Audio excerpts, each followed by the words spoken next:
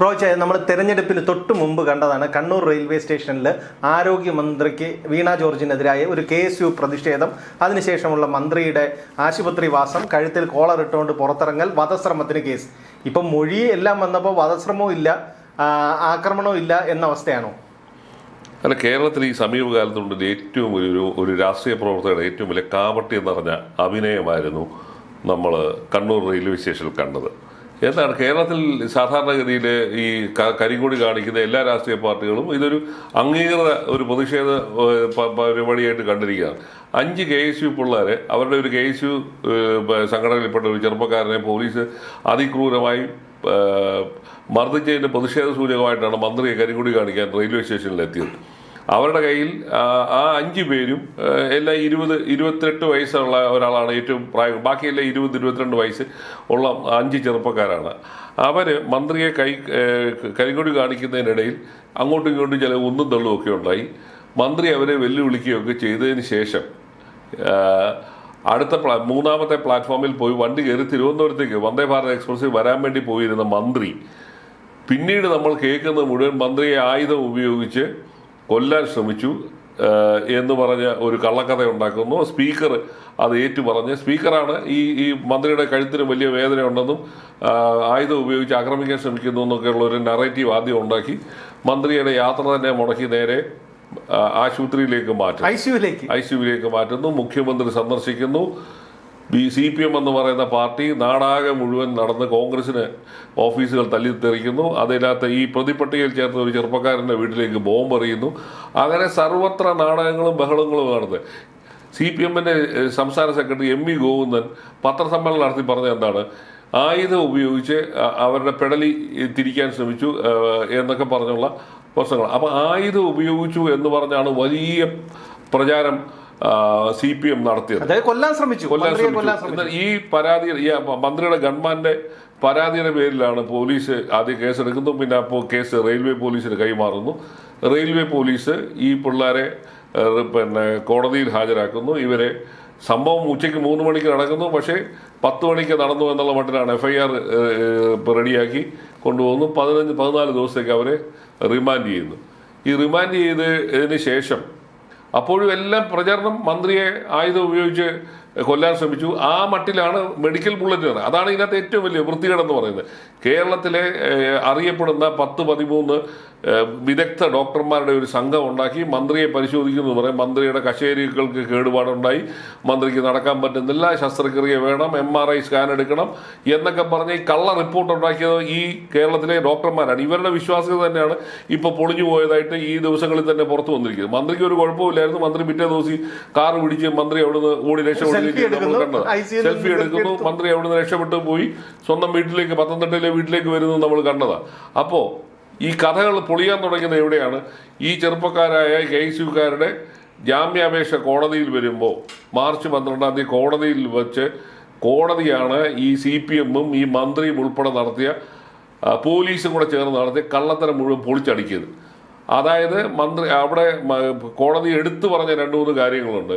അതായത് ഈ മന്ത്രിയെ ആയുധം ഉപയോഗിച്ച് കൊല്ലാൻ ശ്രമിച്ചു, വധശ്രമത്തിലാണ് കേസെടുത്തിരുന്നത്. കൊല്ലാൻ ശ്രമിച്ചു എന്ന് പറയുന്ന ആ സംഭവത്തിന് ആയുധം കണ്ടെടുക്കാൻ കഴിഞ്ഞിട്ടില്ല. കാരണം റെയിൽവേ സ്റ്റേഷനിൽ നിന്ന് വെച്ച് തന്നെ ഈ പിള്ളേരെ 5 പേരെയും പിടിച്ചുകൊണ്ടുപോയി.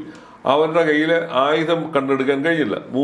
മന്ത്രിക്ക് ഒരു വൂണ്ട് സർട്ടിഫിക്കറ്റ് പോലും ഇല്ലായിരുന്നു. മന്ത്രിയുടെ ദേഹത്ത് പരിക്ക് പറ്റി എന്ന് തെളിയിക്കുന്ന ഡോക്ടറുടെ സർട്ടിഫിക്കറ്റ് ഹാജരാക്കാൻ കഴിഞ്ഞില്ല പ്രോസിക്യൂഷന്. അപ്പം ഇങ്ങനെ എല്ലാ തരത്തിലും കള്ളം മാത്രം പറഞ്ഞുകൊണ്ട് പൊതുജനങ്ങളുടെ ഇടയിലെ ഒരു രാഷ്ട്രീയ പാർട്ടിക്കും ഒരു സംഘം ചെറുപ്പക്കാർക്കുമെതിരെ വലിയ തോതിലുള്ള പ്രതിഷേധം സൃഷ്ടിക്കാൻ ഇടയാക്കിയ ഒരു മന്ത്രി ഇന്ന് ഈ കഴിഞ്ഞ ദിവസം തെരഞ്ഞെടുപ്പെല്ലാം കഴിഞ്ഞ് ജനങ്ങളുടെ ശ്രദ്ധയെല്ലാം മാറിയ സമയത്ത് പോയി മന്ത്രി മൊഴി കൊടുത്തിരിക്കുകയാണ്. ഉന്തിലും തള്ളിൽ പെട്ടപ്പോഴാണ് നേരിയ തോതിൽ പരിക്ക് പറ്റിയെന്ന് പറയുന്നത്. ഇതുവരെ പറഞ്ഞുകൊണ്ടിരുന്നത് എന്തുമായിരുന്നു? ശുദ്ധ കള്ളത്തരമായിരുന്നു പറഞ്ഞുകൊണ്ടിരുന്നത്. ആയുധം ഉപയോഗിച്ച് കൊല്ലാൻ ശ്രമിച്ചു എന്നാണ് മന്ത്രിയുടെ ഗൺമാൻ കൊടുത്ത പരാതിയിൽ പറയുന്നത്. അതിനെ അടിസ്ഥാനമാക്കിയാണ് ഈ പിള്ളേർക്കെതിരെ വധശ്രമത്തിന് കേസെടുത്ത് എന്നിട്ട് നാടാകെ മുഴുവൻ പ്രതിഷേധം, നാടാകെ മുഴുവനുള്ള കോൺഗ്രസ് ഓഫീസുകൾ തല്ലി തകർക്കുന്നു. ഒരു ചെറുപ്പക്കാരൻ്റെ വീട്ടിലേക്ക് ബോംബ് എറിയുന്നു. ആ കുടുംബത്തെ കൊല്ലാൻ നോക്കിയ പണിയാണല്ലോ ചെയ്തത്. എന്നിട്ട് ഇതിലൊന്നും ഒരു പശ്ചാത്താപവും ഇല്ലാതെ ഇപ്പോൾ അവസാനം പറയുകയാണ് തെരഞ്ഞെടുപ്പെല്ലാം കഴിഞ്ഞു, ആൾക്കാരുടെ ശ്രദ്ധ മാറിയപ്പോഴത്തേക്ക് പറയുന്നു ഉന്തിലും തള്ളിലും ഇടപെട്ടപ്പോൾ മാത്രമേ ഉണ്ടായുള്ളൂ എന്നുള്ളത് പറയുന്നു. അപ്പൊ ഇത്തരം നമ്മൾ ഇങ്ങനെയുള്ള രാഷ്ട്രീയ നേതാക്കളുടെ വിശ്വാസ്യത തന്നെ ചോദ്യം ചെയ്യപ്പെടുന്ന ഒരു സ്ഥിതിയിലേക്കാണ് കാര്യങ്ങൾ പോകുന്നത്. അല്ല, ഇതിന്റെ ദൃശ്യങ്ങളെല്ലാം അന്ന് തന്നെ വന്നായിരുന്നു. ആ ദൃശ്യങ്ങളിൽ ഒരിക്കലും മന്ത്രിയുടെ അടുത്ത് പോലും പ്രതിഷേധക്കാർ പോകുന്നതില്ല. വളരെ ദൂരെ നിന്നിട്ടും അല്ലെങ്കിൽ പോലീസുമായിട്ട് തർക്കിക്കുന്നതും ഒക്കെയാണ് ദൃശ്യങ്ങളിലുള്ളത്. അല്ല, ഞാൻ പറഞ്ഞ അവിടെ നൂറുകണക്കിന് CCTV ക്യാമറകൾ, നൂറുകണക്കിന് ആൾക്കാർ നിൽക്കുന്നു, പോലീസ് നിൽക്കുന്നു. ഇതിനിടയിൽ മന്ത്രിയെ ആയുധം ഉപയോഗിച്ച് കൊല്ലാൻ ശ്രമിക്കുക എന്ന് പറയുന്നത് അസാധ്യമായ കാര്യമാണ്. കാരണം ഈ പിള്ളേരെ പോലീസ് അന്നേരം തന്നെ അവിടെ വളഞ്ഞിട്ട് പിടിക്കുമ്പോഴാണ് അവരുടെ കയ്യിൽ ഈ കരിങ്കൊടി അല്ലാതെ മറ്റൊരു കാര്യമില്ല. അതാണ് കോടതി വിധിയിൽ എടുത്തു പറയുന്നത്. ജാമ്യാപേക്ഷ കൊടുത്ത് കോടതി വളരെ കൃത്യമായിട്ടാണ് പറയുന്നത്. The most interesting aspect of the case is that the main allegation is the assault against the health minister. The health minister sustained injury on the neck, but going by the entire case diary, one can see that so far, investigating officer did not record the statement of the minister. മന്ത്രിയെ ഈ കാലഘട്ടങ്ങളിലൊന്നും തന്നെ മന്ത്രിയുടെ മൊഴി പോലും ഈ തരത്തിൽ ആയുധം ഉപയോഗിച്ച് പരിക്കേറ്റു എന്ന് പറയുന്നത് ആ കേസിന്റെ തുടക്കഘട്ടങ്ങളിലൊന്നും തന്നെ എടുത്തിരുന്നില്ല എന്നാണ് പറയുന്നത്. അതുപോലെ വൂണ്ട് സർട്ടിഫിക്കറ്റ് ഹാജരാക്കിയില്ല. അതുപോലെ തന്നെ പറയുന്ന ആയുധം കണ്ടെടുക്കാൻ കഴിഞ്ഞില്ല. അപ്പൊ ഇതെല്ലാം കോടതി തന്നെ പറഞ്ഞതിന് ശേഷം ആ ജാള്യത മറയ്ക്കാൻ പിന്നീട് CPM ഇതേക്കുറിച്ച് മന്ത്രിയെ കൊല്ലാൻ ശ്രമിച്ചു എന്നുള്ള ആരോപണം ഏതാണ്ട് നിർത്തിവെച്ചിരിക്കുകയായിരുന്നു.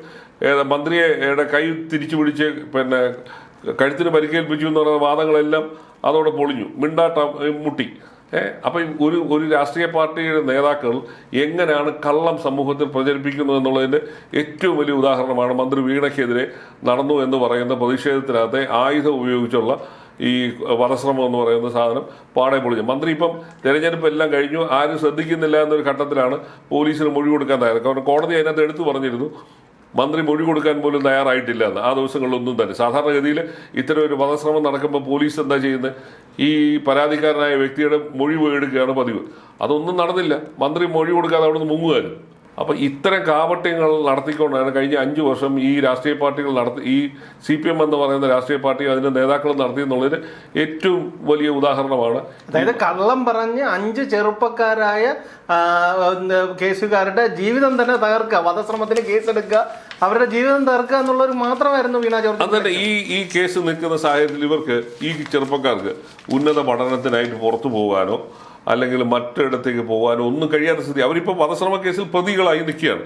നോക്കിയാൽ അതിനകത്ത് അതുൽ എന്ന് പറയുന്ന ചെറുപ്പക്കാരന് 28 വയസ്സ്, അക്ഷയ 2ാം പ്രതി 24 വയസ്സ്, ബിതുൽ ബാലൻ 25 വയസ്സ്, അഹമ്മദ് യാസിൻ 22 വയസ്സ്, മുബാസ് 27 വയസ്സ്. ഈ ചെറുപ്പക്കാരുടെ ഭാവി ഇനി എന്താവും? അവർ ഈ കേസിൽ പെട്ട് ഇങ്ങനെ നടക്കണ്ടല്ലേ? വധശ്രമത്തിന് കേസെടുത്ത പോലീസ് ഇനിയിപ്പം അത് മാറ്റിക്കൊടുക്കും എന്നാണ് ഇപ്പോൾ ഈ മൊഴിയുടെ അടിസ്ഥാനത്തിൽ മാറ്റിയേക്കുമായിരിക്കും, ആ വകുപ്പ് മാറ്റിയേക്കും. പക്ഷെ എന്നാലും കേസ് നിലനിൽക്കുകയാണ്. മന്ത്രിയെ കൊല്ലാൻ ശ്രമിച്ചു, കൈ പിടിച്ച് തിരിച്ചു, അങ്ങനെ ചെയ്തു, ഇങ്ങനെ ചെയ്തു എന്ന് പറയുന്നത്. ഈ നാട്ടിൽ 2 പേരെയാണ് സത്യം പറഞ്ഞാൽ ജനങ്ങൾ ഇവർക്കെതിരെയാണ് ശക്തമായ പ്രതിഷേധം. ഒന്ന് ആ മന്ത്രിക്ക് ആരോഗ്യം പരിശോധിക്കാൻ വേണ്ടി രൂപീകരിച്ച മെഡിക്കൽ ബോർഡിലെ 13 അംഗങ്ങൾ എന്ന് പറയുന്ന ഡോക്ടർമാർ. അവരുടെ വിശ്വാസ്യതയാണ് ഇവരെ ഇവരുടെ ഈ മുന്നിൽ ഇനി സാധാരണക്കായ ആൾക്കാർ എങ്ങനെ പോയി മെഡിക്കൽ സർട്ടിഫിക്കറ്റ് വാങ്ങിക്കും? കള്ളം എഴുതി കൊടുക്കുന്ന ഇവരെ ആര് വിശ്വസിക്കും? അതേപോലെ തന്നെ കേരള പോലീസ് തരാതരം പോലാണ് ഇത്തരം കേസുകളിൽ പ്രതിസ്ഥാനത്ത് അല്ലെങ്കിൽ വാദിക്ക് വേണ്ടി മന്ത്രി ഭരിക്കുന്ന പാർട്ടിയാണെങ്കിൽ അവർക്ക് തോന്നിയ പോലാണ് FIR-ഉം മറ്റു കേസും ഒക്കെ രജിസ്റ്റർ ചെയ്തെടുത്ത്. പട്ടാപ്പകൽ നടന്ന ഒരു സംഭവത്തിന് ആയുധം ഉപയോഗിച്ചു എന്ന് പറഞ്ഞാൽ ആയിരക്കണക്കിന് ആൾക്കാരുടെ വെച്ച് ആയുധം ഉപയോഗിച്ചു എന്ന് പറഞ്ഞാൽ കള്ളക്കേസ് ഉണ്ടാക്കി ചെറുപ്പക്കാരെ 14 ദിവസം ജയിലിലടച്ചു. എന്നിട്ട് ഇവർക്കാർക്കും ഒരു ഉത്തരവാദിത്വമില്ല, ഇവരെല്ലാം കൈകഴുകയാണ്. മന്ത്രി ഇപ്പോൾ പറയുന്നത് മുന്നും തള്ളിലുമാണ് ഇങ്ങനെ സംഭവിച്ചു എന്ന് പറയുന്നത്.